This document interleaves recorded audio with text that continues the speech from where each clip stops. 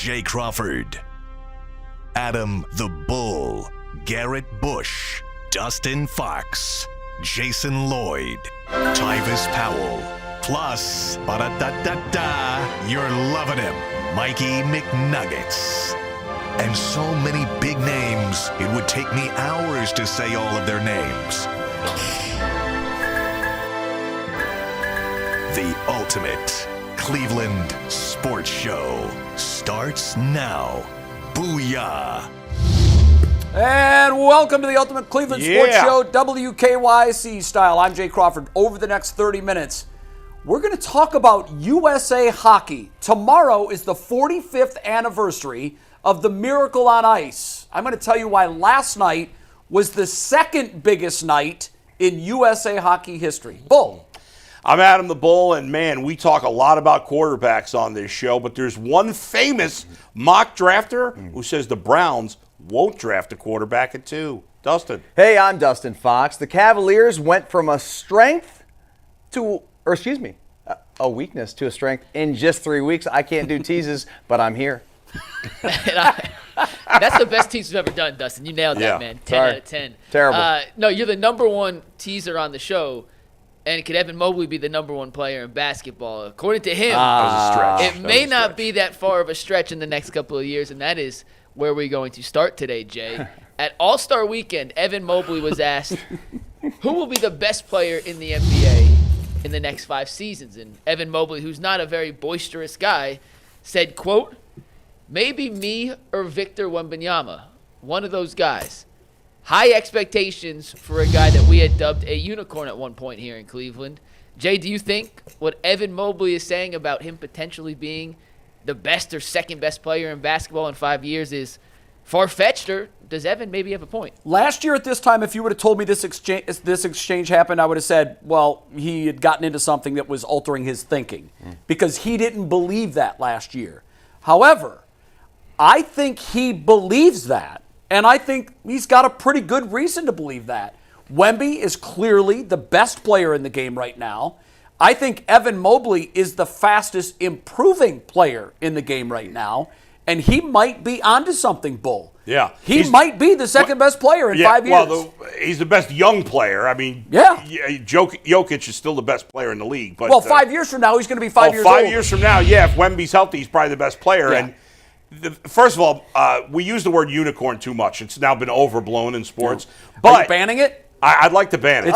It's officially banned. No. Okay. You don't want to. You want to unban yourself. Overused. I feel like who else is a Mike unicorn? says it every second day. I think unicorn is used for mostly players in the NBA. Yeah, who are. But it's too much now. I mean, okay, there can't. There can only be one. Right. Well, we can't say it about Durant. 15 different guys. He was a unicorn. Kevin Durant was a unicorn a little bit. Wasn't LeBron?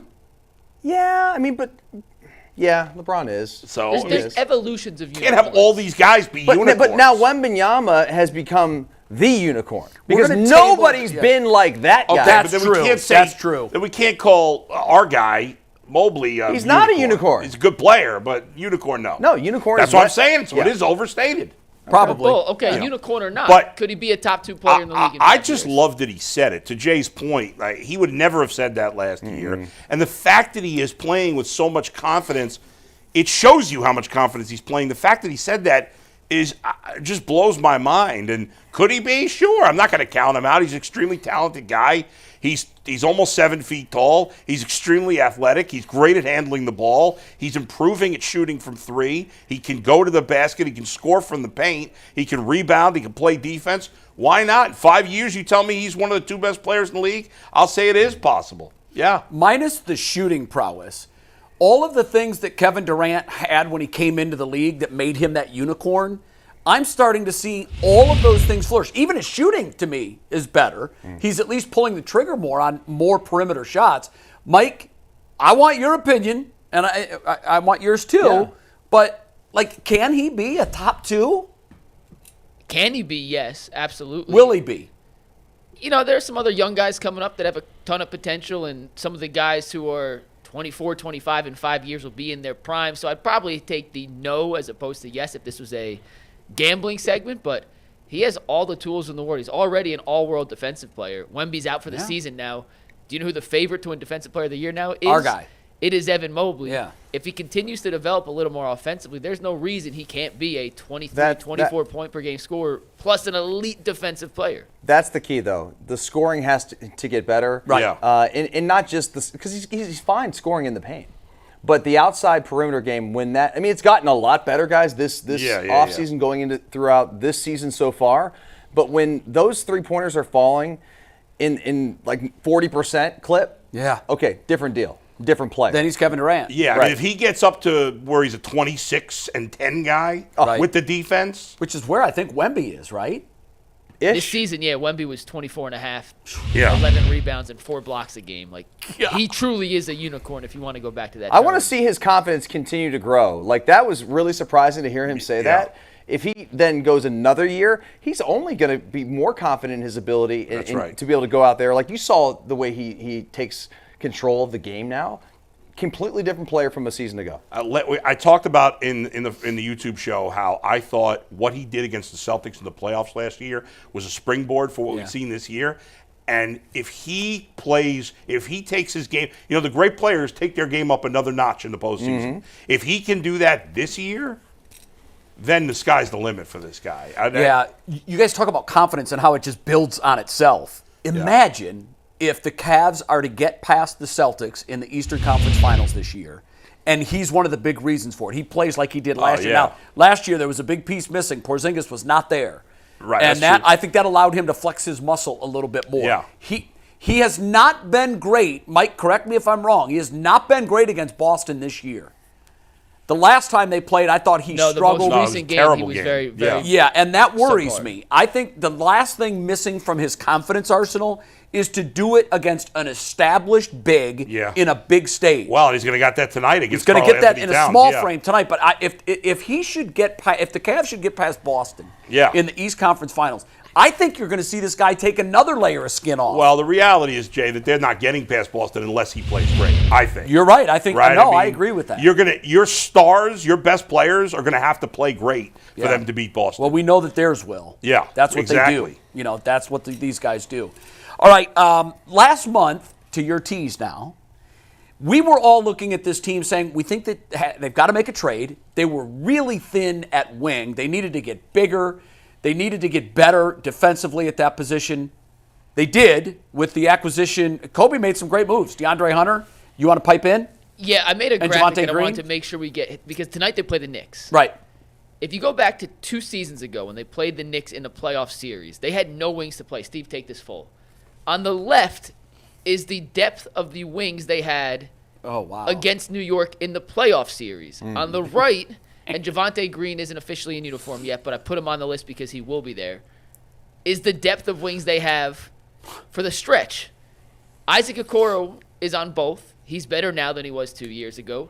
Dean Wade barely played 2 years ago. Now he, when healthy, is a mainstay. You have DeAndre Hunter, Max Strus, Javonte Green, and Jalen Tyson as opposed to the shell of Danny Green, Cedi Osman, and Karis LeVert. Talk about an upgrade in a 3-4 week span, and without doing it with spending a ton of assets. Dustin, you teased it. It's a pretty incredible turnaround for Kobe Altman. Well, just look at those guys on the left versus the guys on the right. Oh my God. It's night and day. Some of those guys, Cedi, a lot of those guys I love. Good, really great guys, good teammates, fun players to watch, but just not the talent level of the guys on the right. Now you have Hunter and Strus, who are both 1A, 1B for the starting position. Wade, when he's healthy, is such a vital piece. I just think it's like the T said, if I could have gotten it better, they went from a weakness to a strength in really 3 weeks. Yeah, it's and that's really tough surprising. to do because they were so limited with what they could do because of the cap and other concerns. Mike, I think we've got Executive of the Year here, don't we, in Kobe Altman? He's certainly got a case. Jason Lloyd had made the joke on the show that he had a chance to win it and become the first executive to win it without ever making a move. Yeah, because he just brought the roster back. And that was before the DeAndre Hunter acquisition. Yeah, but there were off-season moves that he made that I like. I like what he did. What did he do this offseason? Well, correct me if I'm wrong, but the last 2 off-seasons, I think he's upgraded the bench tremendously.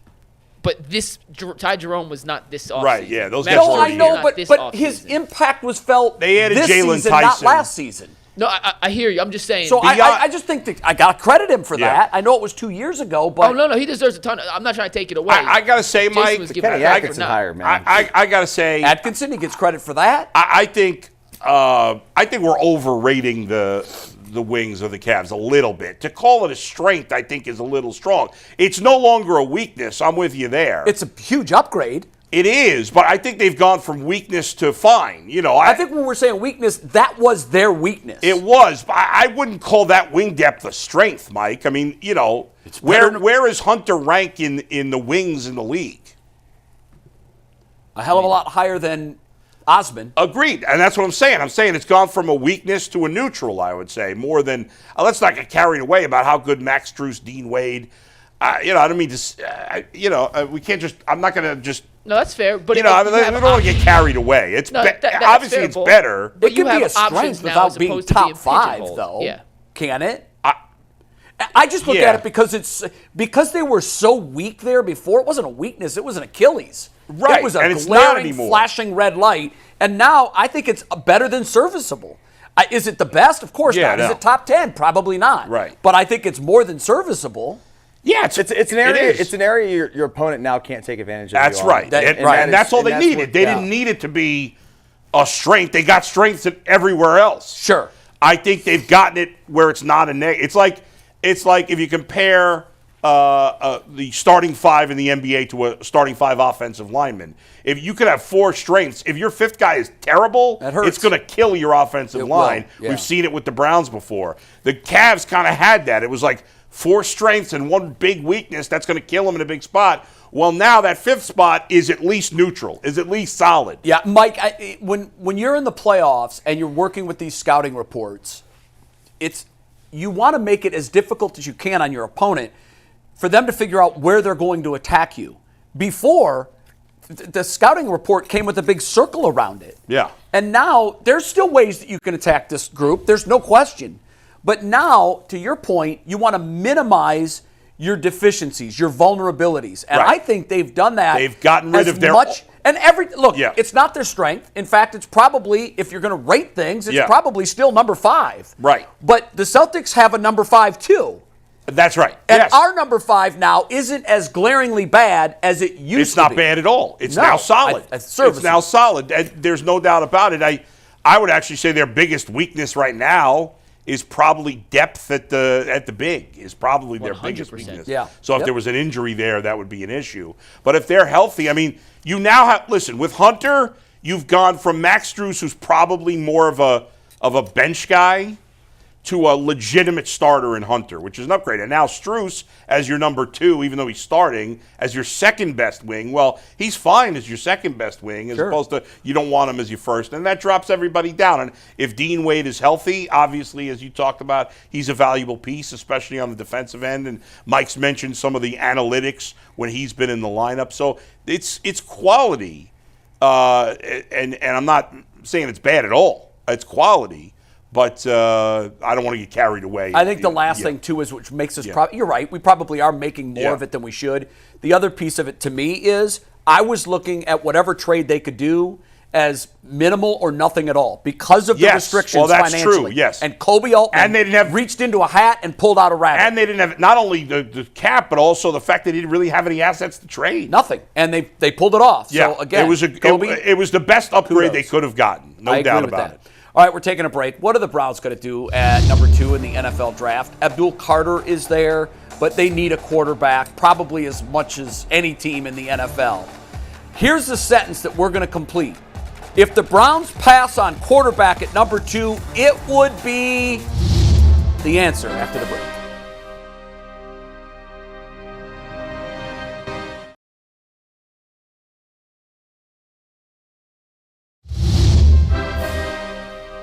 Welcome back to the Ultimate Cleveland Sports Show. Draft time. Mike, there's so many ways we could go with this draft. Draft season is awesome because there's a million topics.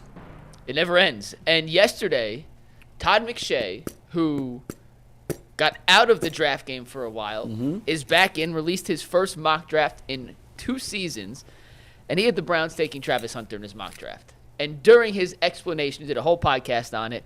He said this during his reasoning to put Travis Hunter at number 2. He said, quote, "I've heard from multiple sources there, being the Browns, not pulling the trigger on a QB here at number 2. So I decided we could play a little game today of fill in the blank. Dustin, we're starting with you. Okay. Fill in the let's go. blank here. If the Browns pass on a quarterback at number 2, it would be blank." It's like the match game. If the Browns don't draft a quarterback at 2, it'll be Travis Hunter. Oh, I thought you were going to go with an adjective. You go with any word you want there. It would be absolutely bonkers. Oh, effing crazy? How about that? I'm glad you cleaned that up. Especially because I remember we're on WKYC. television now, not on the internet. Well done. Yeah. Thank you. Well played. That's for you, Steve. All right. So, crazy. Crazy. Jay, it would be... Well, one thing what? first. I love Todd McShay. I've known him for a very long time. I'm surprised that he put this out there because do you really think if the Browns were interested in Cam Ward or not, that 2 sources inside the building are going to tell him, yeah, we're not taking a quarterback? Plus, how could that decision have been made already? Never. Without a combine? And Yeah. Todd knows that. Like, That's I love a weird Todd. thing. Todd always used to say the most ridiculous exercise that he would partake in all year was his first mock draft of the year. ESPN would make him, the day after the NFL draft, they would make him put out a mock draft, and he and I would laugh about it. We're like, this is ridiculous. You might as well make up names. Nobody's going to know the difference. Todd has been around this game a long time. I can't imagine It was a weird... that he believes that propaganda. There's just that's what it is. I mean... So I don't believe it. I mean, if he would have said it the day of the draft, then maybe, but... Yeah, then, why would the Browns, want to they get haven't that made out that there? decision yet. There's no way they've made that decision No, yet. not- So all of that being said, Yeah. I think, and you guys we know we're in different camps here. If the Browns don't take a quarterback at number 2, I think it will be because they have assessed them, and they don't think there's a difference maker in this draft to take at number 2. So if that means they go with Abdul Carter, I think that would be responsible. Responsible. If the Browns don't draft a quarterback at 2, they're cowards! Have some guts, for crying out So loud. you better like one of these 2. No, not really. But Okay. I had to, I had to get You had to come Bleeper get strong. off the pot. You know what I mean? So have some guts. Let's go. Don't play it safe.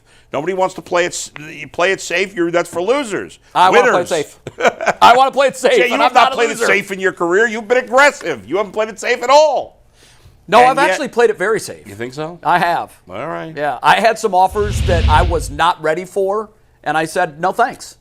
Yeah, but you came back to Cleveland when you could have stayed out. That was To me, that was a bold was that take. playing safe? No, not at all. So? I played to my heart.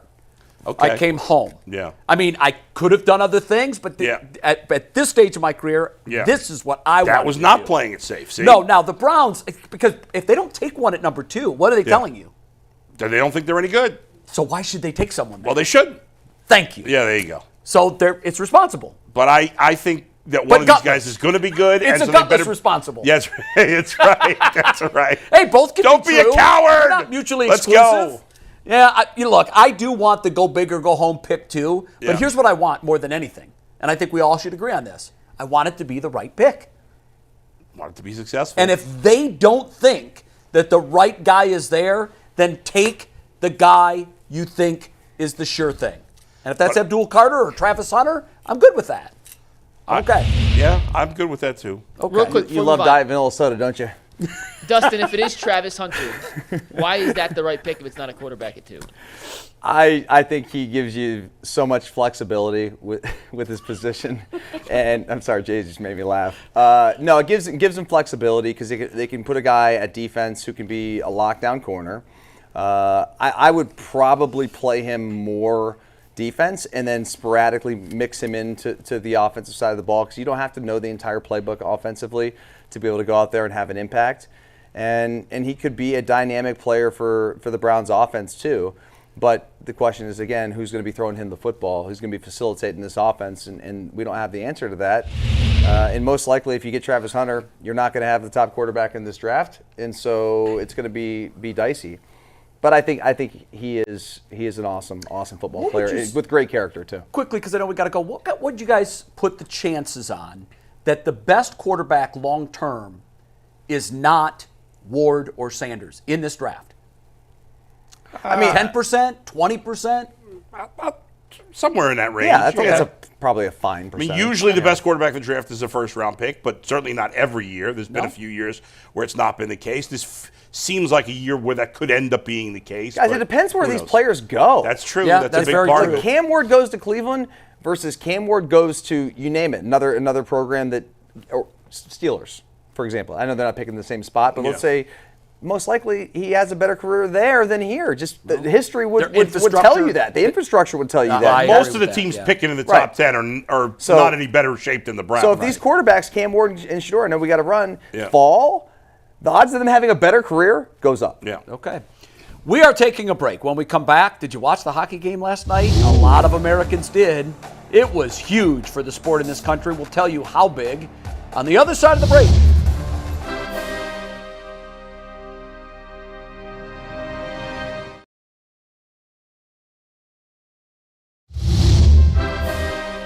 Welcome back to the Ultimate Cleveland Sports Show. I haven't seen the ratings yet. I meant to check them. I know the ratings for the weekend game between Canada and USA was the most watched hockey game, it was like a non-Stanley Cup. Okay. Going back to 2019. I thought it beat some Stanley Cup. Well, it has beaten some Stanley Cup games. There were other games crazy, that beat it. yeah. Well, it goes to show you how much this country gets behind the idea of patriotism. Yeah. And it was, I'm sure last night's game was an even bigger record rating number for the USA and Canada. The game was played in Boston. It was very competitive. Yeah. Canada took the lead, 1-0. We got the equalizer to tie it, and then we actually took the lead on this goal right here. I believe it was Sanderson.